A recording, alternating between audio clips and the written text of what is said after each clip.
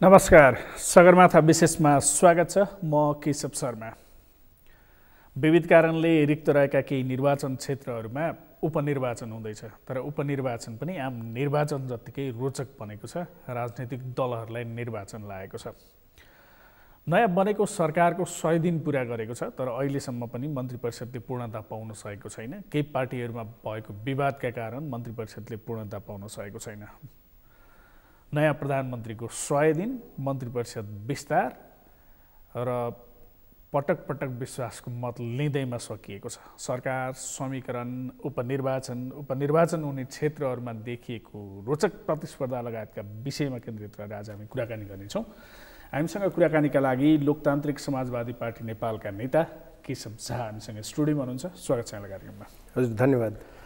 यो रिक्त रहेका 3वटा निर्वाचन क्षेत्र भनौँ, त्यहाँ चाहिँ उपनिर्वाचन हुँदैछ, तर यो उपनिर्वाचन पनि मौका निर्वाचन जस्तो देखियो है। अधिकांश गत निर्वाचन अपराजितहरूको निर्वाचन हुँदैछ अथवा उहाँहरू चाहिँ उम्मेदवार हुनुहुन्छ। अब राजनीतिमा स्वाभाविक रूपमा यस्तो स्थिति एकदम कमै सृजना हुन्छ, जहाँ चाहिँ उपनिर्वाचनमा चाहिँ पार्टीका ठुला नेताहरू गएर प्रतिस्पर्धा गर्ने यो 10 वर्ष 20 वर्षमा यस्तो स्थिति सृजना हुन्छ। यहाँ पनि अहिले अब त्यस्तै स्थिति सृजना भयो। यहाँले भने जस्तो चान्स इक्जाम जस्तै नै स्थिति बन्न गएको छ विभिन्न कारणले। तर यो त आम निर्वाचनमा पराजित भए उपनिर्वाचन, त्यहाँ पनि नभए राष्ट्रिय सभा अथवा जसरी भए पनि संसदमा प्रवेश पाउनु पर्यो भने जस्तो देखियो क्या। अब यसलाई त्यसरी व्याख्या गर्नुभन्दा पनि कस्तो भयो भन्ने, अब राजनीतिमा हाम्रो देशको राजनीति अझै पनि स्थिर भइसकेको छैन। जुन संविधान हामीले 72 सालमा बनायौँ, यो संविधान चाहिँ यसले पूर्णता पाइसकेको छैन। यसका कयौँ प्रावधानहरू अधुरा छन्, अपूर्ण छ, त्यसलाई संशोधन गर्न बाँकी नै छ। र त्यस कारणले गर्दाखेरि जारी भएको संविधानको कार्यान्वयनको पक्ष पनि पुरा नभएको अवस्थामा कमसेकम त्यसका स्टेक होल्डर व्यक्तिहरू त्यहाँ रहँदाखेरि त्यसले ठिकै हुन्छ भन्ने हामीले पनि मान्यौँ। त्यस कारणले अहिले चाहिँ पछिल्लो समय जुन एउटा परिस्थिति निर्माण भएको छ, यसलाई त्यही रूपमा हामीले बुझेका छौँ। अब जुन नेताहरू साथीहरू संसदमा हुनुपर्थ्यो, केही कारणवश उहाँ चाहिँ आउन सक्नुभएको थिएन। त्यसकारण अहिले जुन एउटा परिस्थिति सृजना भएको छ, फेरि देशमा अब कानुन त्यस्तो छैन। मानव अब एकचोटि लडेपछि हारेपछि 5 वर्ष लड्न पाइँदैन भन्ने जस्तो कानुन भइदिया भए सबै त्यही अनुसारले माइन्ड मेकअप गर्थे। नभए त पार्टीको एउटा नेता अब जो चुनाव लड्छन् तिनको लागि त कहीँ पनि खाली हुँदाखेरि। तर जनमतले त त्यही भने हो नि है, 5 वर्षसम्म अब चाहिँ तिमी संसद प्रवेश गर्न पाउँदैनौ भनेरै जुन मतदान गर्छन्, मत दिन्छन्, जसलाई जिताएर पठाउँछन्, तिमी 5 वर्षका लागि तिमी चाहिँ जान पाउँदैनौ भनेर रोकेकै हो नि हैन र। अब हामी 5 वर्षमा चुनाव गर्ने गर्छौँ, त्यसकारण त्यो अर्थ लाउँछौँ हैन। नभए त अब कयौँ देशहरूमा त कस्तो व्यवस्था छ भने राइट टु रिजेक्टका व्यवस्थाहरू छ, राइट टु रिकलका व्यवस्था छ। आफ्नो जनप्रतिनिधिले राम्रो काम गरेन भने त्यसलाई फिर्ता बोलाउने जस्ता कुराहरू पनि छन् हैन।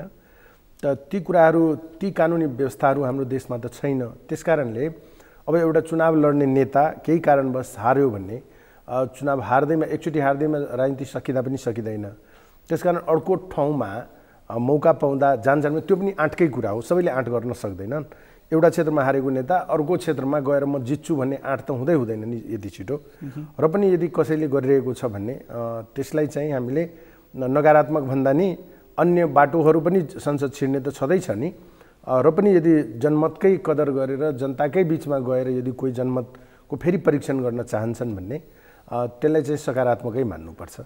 अब त्यसरी आँट गर्नेहरूको कुरा पनि गरौँला। उपनिर्वाचनमा जुन तपाईँहरूको सत्ता गठबन्धन बनिएको छ नि, सत्ता समीकरण बनिएको छ, दलहरू हुनुहुन्छ त्यहाँ, अहिले सरकार सञ्चालन गरिरहेछ, तपाईँहरू पनि सहभागी हुनुहुन्छ। त्यो सबै दलहरूमा पनि कुरा मिलेन है। जस्तो अहिले जहाँ उपनिर्वाचन हुँदैछ नि, त्यहाँ पनि फरक उम्मेदवारलाई समर्थन गरेको जस्तो देखियो तपाईँहरूको। अब 5वटा दलको बिचमा सहमति भएको हो।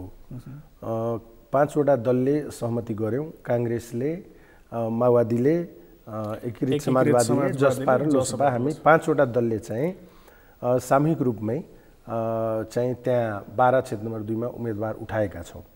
त्यसकारण त्यहाँ अरू दलहरूले उम्मेदवार दिनुभएको छ गठबन्धनभित्र पनि।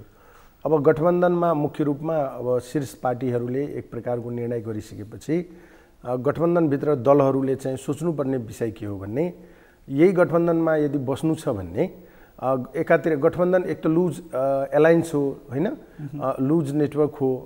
अब हामीले स्मरण गरौँ त प्रचण्डजी प्रधानमन्त्री जतिखेर हुनुभयो यो निर्वाचनपछि, त्यतिखेर एमालेको समर्थनमा चाहिँ उहाँ प्रधानमन्त्री हुनुभयो। तर एमाले राष्ट्रपतिको निर्वाचनताका फरक उम्मेदवार दिएपछि त्यहाँ परिस्थिति फेरियो र फरक उम्मेदवार मात्रै दिएनन्, सरकारमा रहेको आफ्नो समर्थन पनि फिर्ता लिए। किनभने अब गठबन्धन यही यसकै निम्ति गठबन्धन लुज अर्गनाइजेसन पार्टी त होइन नि, फरक फरक पार्टी हो, गठबन्धन बनाएका छन्। त्यही एजेन्डाको आधारमा गठबन्धन बन्छ, एजेन्डामै कुरा मिलेन भन्ने र पनि गठबन्धनमा बस्नु भनेको त त्योभन्दा ठुलो लज्जास्पद कुरा अरू के हुन सक्छ। एकातिर गठबन्धनमा छु भन्ने कि त गठबन्धनको कुरा मानेर गठबन्धनभित्र हुनु पर्यो, होइन गठबन्धनको कुरा नमान्ने भने त छोडेर हिँड्नु पर्यो साथी। जस्तो तपाईँले राष्ट्रपतिकै कुरा उठाइरहँदा उपराष्ट्रपतिकै निर्वाचनको सन्दर्भलाई जोडेर हेऱ्यो भने तपाईँहरू जस्तो अहिले जनमतसँग अलग गया जस्तो त्यति बेला जनमत तपाईँहरू त्यसपछि नागरिक उन्मुक्तिको त एउटा उनै बनाएको थियो नि होइन र? होइन, यस्तो भएको थियो। यहाँले राम्रोसँग याद गर्नु हो भने हामीले के भनेको थियो, जनमत मात्रै होइन इभन जसपासँग पनि हामीले कुरा गरिरहेका थियौँ। दुई पार्टीको त उहाँहरूको पहिलादेखि नै एउटा मोर्चा बनाउनु भएको थियो जनमत र उन्मुक्तिको। हामी चाहिँ होइन दुई पार्टी होइन चार पार्टीकै बनाऊँ, किनकि अब हाम्रो एजेन्डा लगभग उस्तै उस्तै छ। अनि त्यहाँ चाहिँ सरकारमा पनि बस्ने, त्यहाँ जाँदाखेरि सबैले फरक फरक बोल्नुभन्दा चारवटा पार्टी मिलेर एउटै भोइस लिएर जाँदा हाम्रो माग मुद्दा सम्बोधनमा सहज हुन्छ भनेर बनाउन पहल गरेको। त अब यता जसपासँग कुराकानी हुँदै थियो, टुङ्गिसकेका थिएन। यता हाम्रो चाहिँ त्यो कारणले गर्दा बनेको उपराष्ट्रपतिको चुनावको दिन चाहिँ बन्दाखेरि पनि उपराष्ट्रपतिको त्यो यहाँले विज्ञप्ति हेर्नुभयो भने त्यहाँ कुनै एजेन्डा लेखिएको छैन। हामी कार्यगत एकता गर्ने भनेका छौँ, त्यो अन्य विषयहरूको लागि भनेर हो, त्यो उपराष्ट्रपतिकै लागि भनेर भनेको थिएन। उपराष्ट्रपतिको सन्दर्भमा त्यो दिन गठबन्धनको छलफलमा के कुरा भएको थियो भनेको त्यसलाई गलत प्रयोग गरियो। गलत प्रयोग गरियो। तपाईँले हेर्नुहोस् न, उम्मेदवारी बिहान भएको छ, विज्ञप्ति बेलुका निस्केको छ नि, बेलुका विज्ञप्ति जारी हो नि त। त्यो उम्मेदवारीकै लागि भएको भए त त्यो सहमति गरेर अनि त्यसपछि चाहिँ विज्ञप्ति जारी गरेर उम्मेदवारी दिने कुरा हुन्थ्यो नि त। उम्मेदवारी पहिला नै भइसकेको छ, हामीले बेलुका निकालेका थियौँ, त त्यसकारण उसको कनेक्सन छैन। तर त्यस किसिमले साथीहरूले प्रचार प्रसार गरे। तर त्यो दिनको गठबन्धनभित्रको सहमति के थियो भने कि त्यो दिन सहमति हुन सकेन, नभएपछि टाइम घर्किँदै थियो, 3 बजेसम्म मात्रै थियो। त्यसकारण के भयो भने अहिले जसलाई गठबन्धनभित्रका पार्टीहरूलाई उम्मेदवार बन्नु छ बनाऊँ, अनि भरे भोलि बसेर त्यसपछि गठबन्धनले एउटा निर्णय गर्छ, त्यसैलाई नै हामी हाम्रो आधिकारिक उम्मेदवार मानेर अगाडि बढाउँला, बाँकीले फिर्ता लिने कुरा थियो। त पछि चाहिँ गठबन्धनले चाहिँ रामसाहेबज्यूलाई उपराष्ट्रपतिमा सघाउने भन्ने निर्णय भयो। त्यो भइसकेपछि हामीले त्यही अनुसार अगाडि बढ्यौँ। तर उहाँहरू जुन फिर्ता लिने कुरा थियो उहाँहरूले लिनु भएन। त्यसकारण त्यो गठबन्धन चाहिँ उपराष्ट्रपतिको सन्दर्भमा बनेको होइन। हाम्रा अन्य एजेन्डाहरू मागहरू जो छ त्यसलाई सामूहिक रूपमै हामी कुरा राख्दाखेरि पुरा गराउन सहज हुन्छ भन्ने हिसाबले बनाइएको हो। त्यो गतिविधि त अब पछि पनि अगाडि बढाउन सकिन्छ, त्यसमा जसपा पनि थपेर चारवटै पार्टीको गठबन्धन गरेर अगाडि बढ्न सकिन्छ। अब तपाईँहरूले औपचारिक निर्णय नै गर्नुभयो बारामा चाहिँ जसपालाई सघाउने भनेर। त अरू दुईवटा निर्वाचन क्षेत्रहरू पनि छन्, त्यहाँ पनि सत्ता गठबन्धनलाई नै सघाउने भनेर त्यो खालको निर्णय आएको देखिएन। अब उहाँहरूलाई सघाउने हो कि अथवा अरू फरक होइन? अब कस्तो भयो भने जस्तै कि हामीले भनिसकेका छौँ आफ्ना साथीहरूलाई, अब चितवनको उसमा चाहिँ हामी झुक्क्यौँ, चितवनको उसमा हामीले दल दर्तै गराउन पाएनौँ। त्यसकारण चाहिँ त्यहाँ भएका हाम्रो साथीहरूलाई सबैलाई भनिसकेका छौँ, गठबन्धनको उम्मेदवार जो छ उहाँलाई नै सपोर्ट गरौँ भनेर भनिसकेका छौँ। तनहुको सन्दर्भमा तनहु र बारामा हामीले एकैचोटि दल दर्ता गराएका छौँ। तनहुमा पनि हामीले चाहिँ हाम्रो गठबन्धनका साथीलाई जिताउने भनेर हामीले भनिसकेका छौँ। त्यहाँ पनि सबै साथीहरू लाग्नु भएको छ। जो जति साथीहरू हुनुहुन्छ त्यहाँ धेरै बलियो स्थिति हाम्रो छैन। तनहुमा सामान्य छ, त सामान्य जे जति छ जित त एउटा भोटले पनि जित हार हुन्छ, हामीले साथीहरूलाई त्यहाँ भनेका छौँ। चितवनमा अलिकति ठिकै स्थिति पनि हो, त्यहाँ पनि हामीले गठबन्धनको उम्मेदवारलाई सघाउनुपर्छ भनेर साथीहरूलाई हामीले सर्कुलर गरेका छौँ। अब तपाईँहरूको अलि बढी प्रभुत्व भएको क्षेत्र बारा, सम्भावना चाहिँ के देख्नुहुन्छ? तपाईँहरूले सघाउने निर्णय त गर्नुभयो, तर जुन गठबन्धन जुन समीकरणबाट तपाईँहरूको उम्मेदवार उठ्दै हुनुहुन्छ नि, सम्भावना कतिको देख्नुहुन्छ? एकतर्फा जस्तो चुनाव हुने स्थिति त्यहाँ देखियो। अब हामीले चाहिँ 5वटा दल मिलेर जसपाको उम्मेदवार, जसपाका अध्यक्ष उपेन्द्र यादवजीलाई हामीले उम्मेदवार बनाएका छौँ, साझा उम्मेदवार। र त्यहाँको स्थिति के छ भन्ने अब हामी यो 5वटा दल मिलिसकेपछि अन्य त्यस्तो कुनै उम्मेदवारले कम्पिटिसन गर्न सक्ने स्थिति कम देखिन्छ। एक हिसाबले भन्दाखेरि पहिलोलाई होइन दोस्रो तेस्रोहरूको बिचमा चौथोहरूको बिचमा कम्पिटिसन होला। पहिलोसँग त्यस्तो साह्रै कम्पिटिसनको स्थिति छैन। भनेको उपेन्द्र यादवसँग अरूले अब त्यहाँ जति उम्मेदवार हुनुहुन्छ प्रतिस्पर्धामा आउन सक्ने सम्भावनै छैन। विभिन्न कारणले त्यो सम्भावना छैन, किनकि अब उहाँ डिजर्भ पनि गर्नुहुन्छ। जसरी संहिताको निम्ति, यो देशमा परिवर्तनको निम्ति, गणतन्त्रको निम्ति, समावेशताको निम्ति उहाँ सङ्घर्ष गर्दै आउनु पनि भएको अवस्था छ। त्यसकारणले ती तमाम विषयवस्तुहरू को उपलब्धिलाई हामीले चाहिँ विश्लेषण गर्दाखेरि त्यस आधारमा उहाँको चाहिँ अन्य क्यान्डिडेटसँग तुलना पनि हुँदैन। किनभने आखिर पछि चाहिँ अब भोट दिने बेलामा आम जनताले सबै कुराको विश्लेषण गर्छन्, सबै कुराको मूल्याङ्कन गर्छ कि उम्मेदवारहरूमा आखिर को राम्रो। त्यसकारण उम्मेदवारको हिसाबले पनि धेरै तुलना गर्न सक्ने स्थिति छैन। र मलाई लाग्छ उहाँ चाहिँ अब यो हाम्रो देशमा चुनावको प्याटर्न बुझ्नै सकिन्न के। नभए त विकास निर्माणको सन्दर्भमा त उहाँ 70मा हुँदा पनि 70मा जति उहाँले बजेट लिएर जानुभयो नि 5 वर्षमा, त्यति बजेट त पुरै 70को अन्य सबै क्षेत्रलाई जोड्दा पनि त्यति बजेट गएको छैन। तर यहाँ चाहिँ विकास निर्माण अथवा मागमुद्दा मात्रै हुँदो रहेनछ, यहाँ विभिन्न कुराहरू हुने रहेछ चुनावमा। त्यसले गर्दाखेरि अलिकति अप्ठ्यारो स्थिति हुन्छ। अब हामीलाई के लागेको छ भने उहाँ 12 जाँदा 12कै जनताहरूको लागि त्यो खुसीको खबर हो, उहाँहरूकै निम्ति अझ बढी राम्रो हुने स्थिति मैले देखिरहेको छु। अरू पनि जानुभएको छ त्यहाँ। अब जस्तै अहिले जसरी गत निर्वाचनमा राष्ट्रिय स्वतन्त्र पार्टी जसरी उदायो, घन्टी चुनाव चिन्ह तराईका जिल्लाहरूमा पनि राम्रो मत ल्याएको थियो, अहिले पनि उम्मेदवारी छ त्यहाँ। उम्मेदवारी त चर्चित पात्र नै हुनुहुन्छ। होइन, ठिक छ, उम्मेदवारी त छ। अब चर्चित पात्र विभिन्न कारणले चर्चित हुन्छन् होइन, त्यसको पछाडि विभिन्न आयामहरू हुन्छ। त्यसकारणले अब धेरै दिन कुर्न पर्दैन। वैशाख 10 गते चुनाव छ, 12-13 गतेसम्ममा परिणाम आइ नै हाल्छ। त्यसकारण अब चुनाव हो, लोकतन्त्रको यही सुन्दर पक्ष हो। जसलाई इच्छा लाग्छ, अब जस्तै हेर्नुहोस् न 36 जना उम्मेदवार उठेछन्, 12 जना चाहिँ पार्टीबाट र 24 जना चाहिँ स्वतन्त्र उम्मेदवारी दिएका छन्। लोकतन्त्रको यो सुन्दरता हो। जो पनि जहाँ पनि गएर जोसँग पनि प्रतिस्पर्धा गर्न सक्छन्, त्यसलाई राम्रै मान्नुपर्छ। लोकतन्त्रमा आस्था राख्नेहरू यसरी चुनावमा गएर भाग लिनु भनेको राम्रै कुरा हो। त्यो आफ्नो शक्ति परीक्षण गर्नु, आफ्नो सबै हिसाबले लोकतन्त्रमा जनमत लिन जानु भनेको त्यसलाई राम्रै मानेका छौँ। तर चाहिँ त्यहाँ हिजैदेखि चाहिँ एक प्रकारको स्थिति देखिसकेको छ। त्यसमा धेरै चाहिँ अब गुनाभाग गर्ने स्थिति छैन, प्रष्टै छ।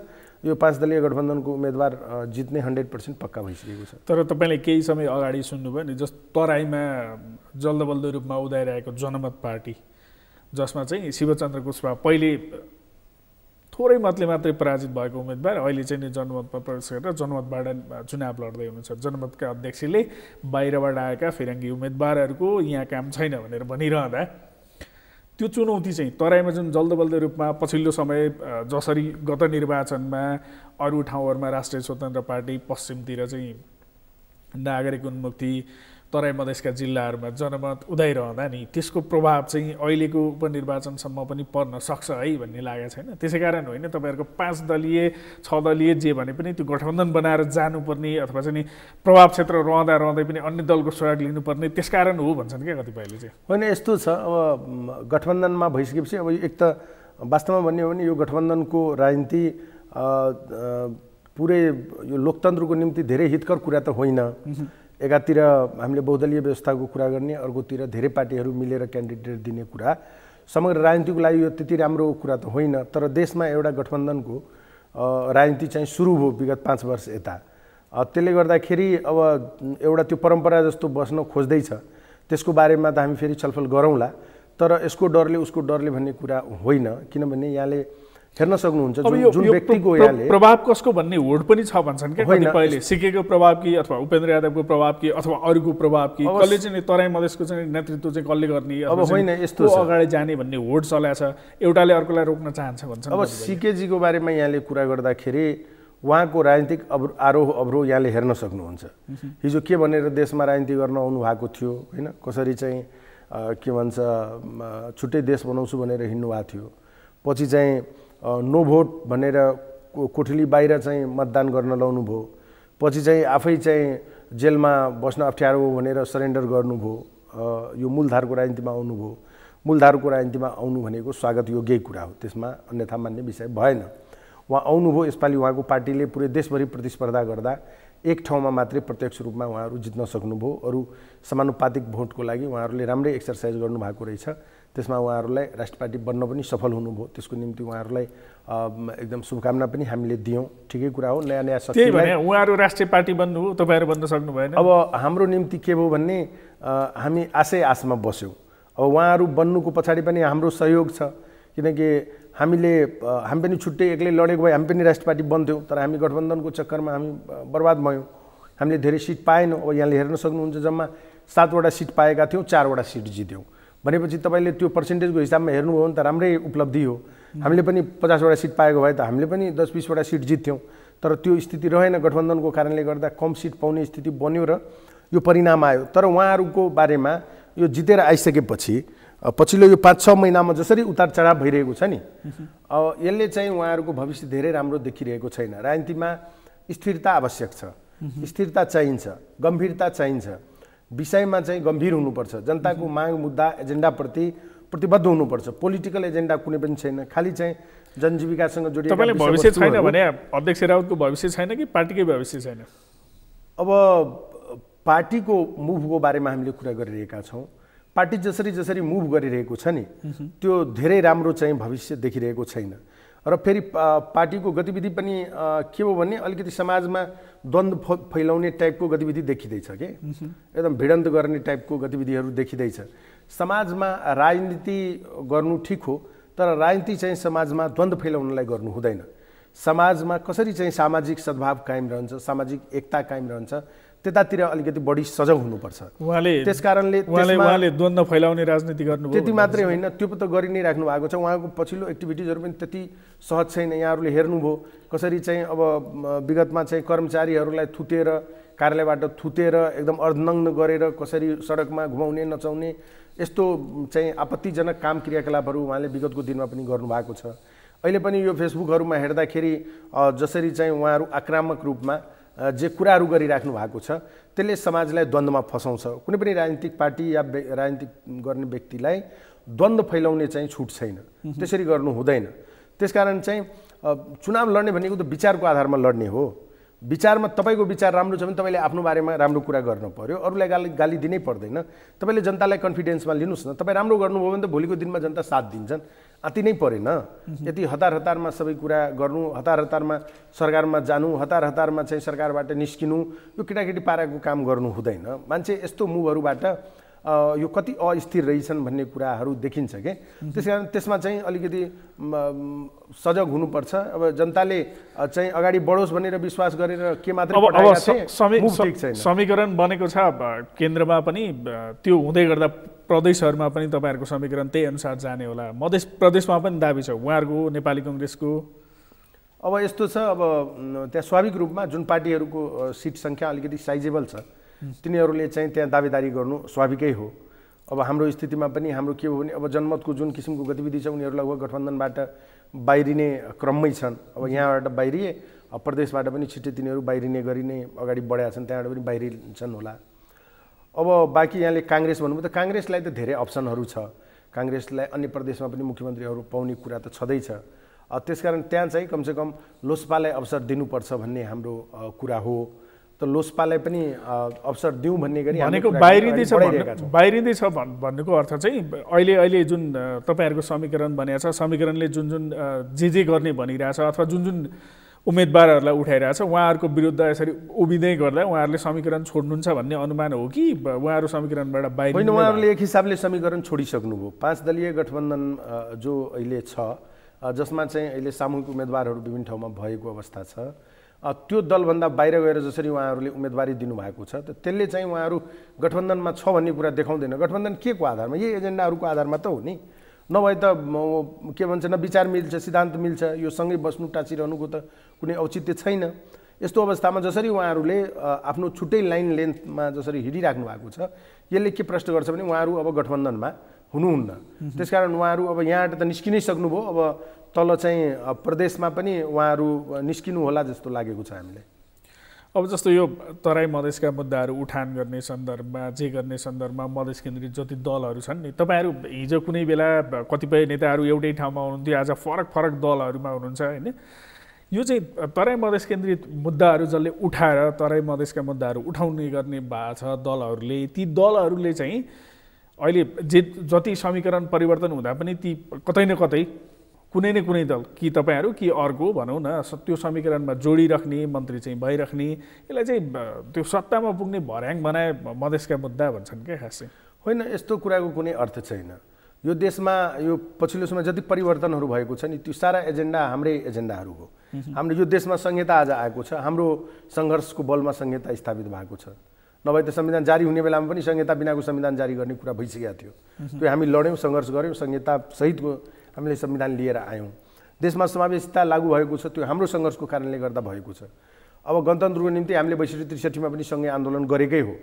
त्यसकारण यो जुन आधारभूत कुराहरू जुन देशमा अहिले छ, त्यो हाम्रो सङ्घर्षको बलमा यो देशमा स्थापित भएको मुद्दा एजेन्डाहरू हो। हामीले ती कुराहरूलाई एजेन्डा स्थापित गरेका छौँ। त्यसकारण फेरि राजनीतिक पार्टी भनेको के भनेपछि यो च्यारिटी गर्नलाई बनेको त हुँदैन। सत्ता सङ्घर्ष गर्दै चाहिँ सङ्घर्ष गर्दै सत्तामा पुग्ने र जनताको हितमा सर्वोत्तम काम गर्ने कुरा हो। त अब यहाँले सत्ताको कुरा गर्दाखेरि हामी विगत 10 वर्षदेखि 68 सालपछि हामी अहिले चाहिँ सरकारमा सहभागी भएको हो। यो 10-11 वर्ष यता हामी कहिले सरकारमा सहभागी भएका थिएनौँ। हाम्रो माग मुद्दा पहिला पुरा गर्नुहोस् अनि सहभागी हुने भनेर हामी चाहिँ दबाब दिएरै बसेको हो। अनि त्यसरी गरेर बस्दा पनि जनताहरूले बिचमा हामी 10 वर्ष यतिकै बस्यौँ। त जनताहरूबाट दबाब आयो, तपाईँहरूलाई हामीले जिताएर पठाएपछि तपाईँहरू गएर मन्त्री बन्नुहोस्, हाम्रो काम पनि गर्नुहोस्। किनकि त्यहाँको मन्त्रीमण्डलमा पनि प्रतिनिधित्व के मात्रै तल मात्रै गर्ने भने हो र, मन्त्रीमण्डलमा पनि त प्रतिनिधित्व गर्ने भनेको हो नि। त्यो पनि त हाम्रो राजनीतिक एजेन्डा हो नि एउटा। अनि तपाईँहरू मन्त्रीमण्डलमा प्रतिनिधित्व नगरेपछि हाम्रो जुन जेनरल कामहरू, विकास निर्माणको कामहरू पनि जुन रूपमा हुनुपर्ने अथवा हाम्रा अन्य नागरिकहरूको पनि जुन रूपमा काम हुनुपर्ने त्यो हुँदैन। त्यसकारण त्यो मुभ चाहिँ ठिक होइन। हाम्रो माग मुद्दाको लागि एकदम अडानमै बस्नुहोस्, तर सँगसँगै चाहिँ सरकारमा गएर तपाईँहरूलाई जिताएपछि सरकारमा पनि जानुहोस् र हाम्रा अन्य कामहरू पनि गर्नुहोस्। आखिर सत्तामा पुगेर त्यही जनताको निम्ति गर्ने काम त हो नि। त्यसकारण यसपालि हामीले अलिकति स्ट्राटेजी चेन्ज गरेको रणनीति र यो 10 वर्षपछि बल्ल हामी अहिले सरकार जोइन गरेको हो। यसअगाडि हामी गरेनौँ। केही दिन 18 दिन एमालेको सरकारमा चाहिँ हाम्रो माग मुद्दा त्यो पनि पुरा गरेपछि, 139 जनामाथि लागेको मुद्दा फिर्ता गरेपछि, नागरिकताको अध्यादेश जारी भइसकेपछि अनि संविधान संशोधनको निम्ति 5 सदस्यीय कार्यदल बनाएपछि यी कामहरू भइसकेपछि मात्रै हामी चाहिँ सहमति गरेर सरकारमा गएको हो। उधारो सहमति गरेर सरकारमा गएका पनि थिएनौँ, तर 18 दिनभन्दा बढी टिक्न दिएनन्। माग मुद्दा सम्बोधन गर्ने सन्दर्भमै अघि उपराष्ट्रपतिको निर्वाचनको सन्दर्भ जोड्दै गर्दा त्यो चाहिँ मधेस केन्द्रित मुद्दाहरूको सम्बोधनका लागि हामीले यसो गरेका थियौँ, तर त्यसलाई गलत प्रयोग गरियो भन्दै गर्दा नि तपाईँहरू यो जति मुद्दाहरू छन् नि त्यो पुरा गर्नका लागि अथवा अगाडि बढ्नका लागि मधेस केन्द्रित दलहरू एउटै ठाउँमा चाहिँ किन आउन सक्दैनन्? कुनै बेला यस्तो हुन्छ, कुनै बेला अध्यक्ष मण्डलै गठन गरेर एकै ठाउँमा पनि हुनुहुन्थ्यो, तर होइन, धेरै फरक पनि छैन। हामी जस्तै लास्ट टाइम त हामीले जसपा गरेर सबैलाई एकाकार गरि नै सकेका थियौँ नि। अब पछि चाहिँ जसपाभित्र कुरा मिलेन, फेरि 2 चिरा भयो। बढी चिरा त भएको पनि छैन, 2 चिरा भयो। फेरि अर्को कुरा यो किन हुन्छ भने आखिर हामीले त गरेका थियौँ, सबैलाई मिलाएर एकता त गऱ्यौँ नि। यो कुरो चाहिँ कहाँनिर मिल्दो रहेछ? खास सत्ता शक्ति बाँडफाँडमा कि विचारमा? यो किन मिलेन भन्ने महत्त्वपूर्ण विषय हो कि के हुँदो रहेछ भनेपछि यो वैचारिक रूपमा चाहिँ एक नभइसकेपछि त्यो खालि एजेन्डाले मात्रै एक ठाउँमा राख्न चाहिँ मद्दत गर्दो रहेनछ। नभए त हामी सबै एक भइसकेका थियौँ नि। जसपा बनाएर त सबै हाम्रै पलमा जसपा बन्यो, सारा एक गरेर हिँड्न खोजेका थियौँ। 1 वर्षभन्दा बढी टिक्न सकेनौँ। त त्यो वैचारिक रूपमा, किनभने विभिन्न स्कुलिङबाट सबै यी पार्टीहरूमा आउनु भएको छ। कोही काङ्ग्रेसबाट, कोही एमालेबाट, कोही माओवादीबाट, विभिन्न पार्टीहरूबाट, कोही सद्भावनाबाट, विभिन्न पार्टीहरूबाट यी पार्टीहरूमा आउनु भएको छ नि त। त्यो एक ठाउँमा बसेर काम गर्दाखेरि कार्यशैली नमिल्ने, होइन, कार्यनीति नमिल्ने, एजेन्डाले इमोसनले मात्रै जोडेर राख्न नमिल्ने, किनभने विचारै फरक भएपछि त्यो फरक हुनसक्छ।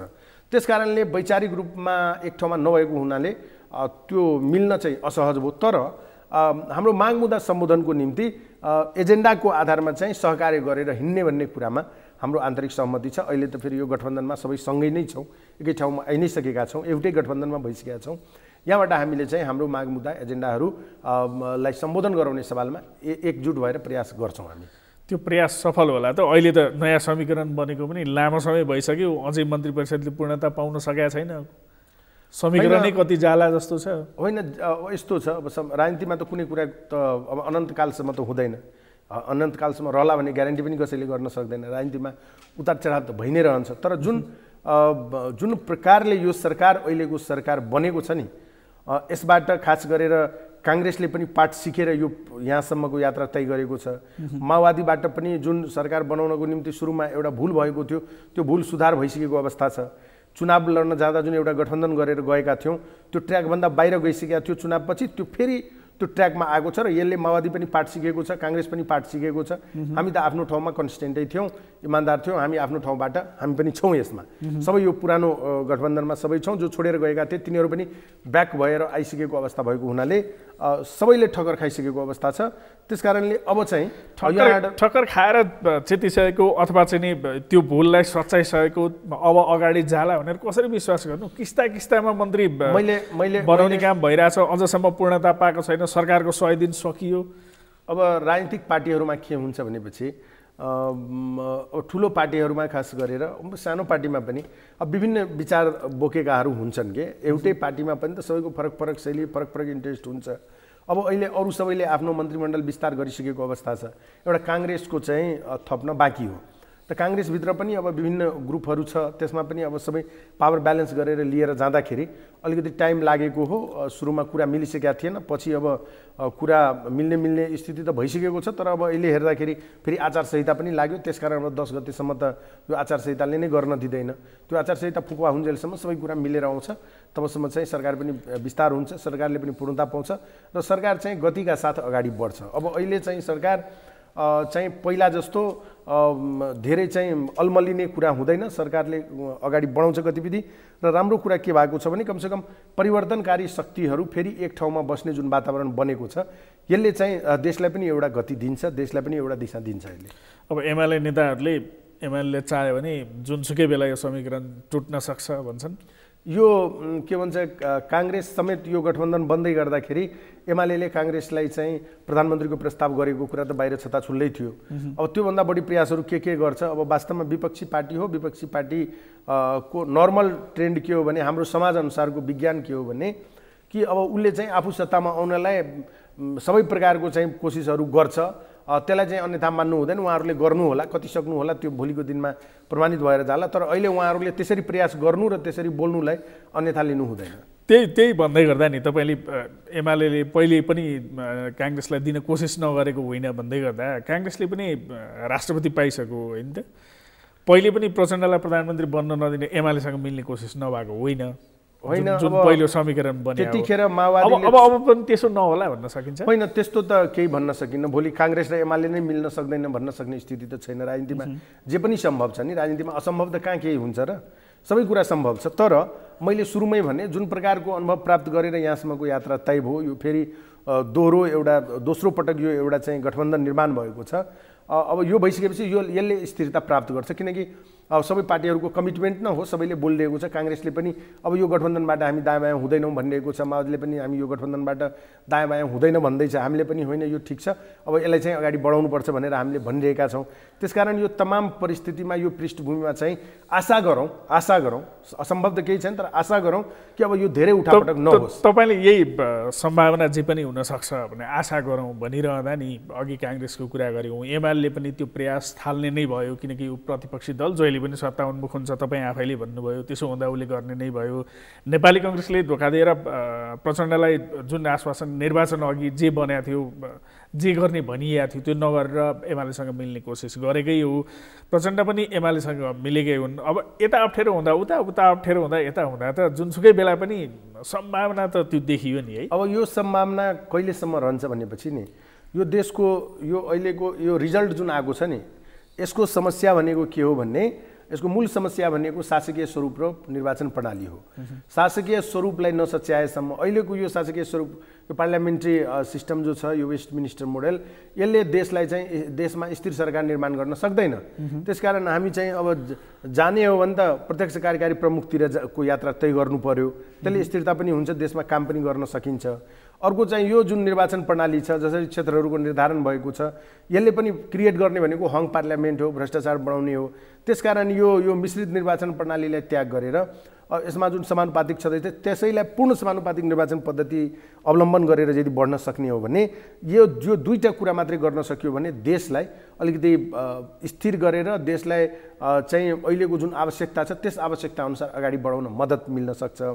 नभए त यस प्रकारको एउटा सरकार बनाउने, सरकार गिराउने, सरकार बन्ने गिराउने यो काम चाहिँ निरन्तर एक वर्ष 6 महिना 2 वर्षमा भइरहने भयो के। यसैको पर्मानेन्ट सोलुसन भनेको त्यो प्रत्यक्ष कार्यकारी प्रमुख हो। कमसेकम 5 वर्षलाई ढुक्कै हुन्छ नि, जनताले एकजनालाई बनाइसकेपछि 5 वर्ष जसले चाहे पनि अङ्गणितमा को जति पोहोरी खेल खेले पनि त्यसले चाहिँ 5 वर्षलाई हल्लाउन सक्दैन। कमसेकम जे काम गर्छ जनताको म्यान्डेटमा 5 वर्ष त राम्रोसँग काम गर्न सक्छ नि, त्यसले 5 वर्षमा देशलाई एउटा दिशा दिन सक्छ के। होइन, कुनै निरङ्कुश हुँदैन के। पहिला त यही सिस्टम हुँदा त के राम्रो काम भएको छ र अहिले त छ नि पार्लियामेन्ट्री सिस्टम, वेस्टमिनिस्टर मोडेल छ, यो केही राम्रो भएको छ त यो पछिल्लो 40 सालपछि अहिलेसम्म यही नै छ, के राम्रो भयो। अर्को कुरा हामी चाहिँ निरङ्कुशताको कुरा गर्ने हो भने त पहिला राजै थियो त, निरङ्कुशै थियो त, त्योभन्दा पनि अझ कडा निरङ्कुश त राणाहरू थिए नि, त के भयो त देशलाई। अब उनीहरूले कति केसम्म बिगारे, त्यसपछि पनि त बिस्तारै बिस्तारै देश त अगाडि बढ्दै आएको छ नि। त त्यस्तो निरङ्कुश नहोस् भनेर त्यसलाई रोक्नलाई केही ठाउँमा केही पावरले चेक एन्ड ब्यालेन्स गरेर राख्नुपर्छ। भोलि भरे त्यसले देशैलाई उत्पातै मचाउने चाहिँ निरङ्कुशता नदेखाओस्, जनताको हितमा काम गर्छ भने जनताको हितमा काम गर्नलाई त अलिकति आँट गर्नै पर्छ। कसरी हामीले त पाठ सिक्नुपर्छ, कसरी चाहिँ सिङ्गापुर बन्यो यति छिटो हाम्रै आँखाको अगाडिमा विकसित भएको हो नि त, कसरी भयो त हामीले पाठ सिक्न पर्यो नि। कसरी चाहिँ मलेसिया हेर्दा हेर्दै त्यो कहाँदेखि कहाँ पुगिसक्यो, कसरी बन्यो होइन यतिकै यो 25-30 वर्षमा, कसरी माथिले त्यहाँ त्यस्तो प्रगति गरायो, यहाँ सिङ्गापुरमा लिक्वानले गरायो, त्यो कुराहरूबाट पाठ सिकौँ र यदि हामी यो कुराहरूलाई सुधार गरेर अगाडि बढ्न सक्यौँ भने जो स्थिर सरकारहरू बन्यो भने त्यसले चाहिँ देश गति लिन सक्छ। हस्, यहाँसम्म आएर समय दिनुभयो, समय र संवादका लागि धन्यवाद। हस्, धन्यवाद। उहाँ हुनुहुन्थ्यो लोकसभा नेपालका नेता केशव झा, हामीसँग कुराकानी गर्नुहुँदै। आजका लागि सगरमाथा विशेषको समय सकिएको छ। म केशव शर्मा बिदा हुन्छु। सगरमाथा टेलिभिजन हेर्दै गर्नुहोला। नमस्कार।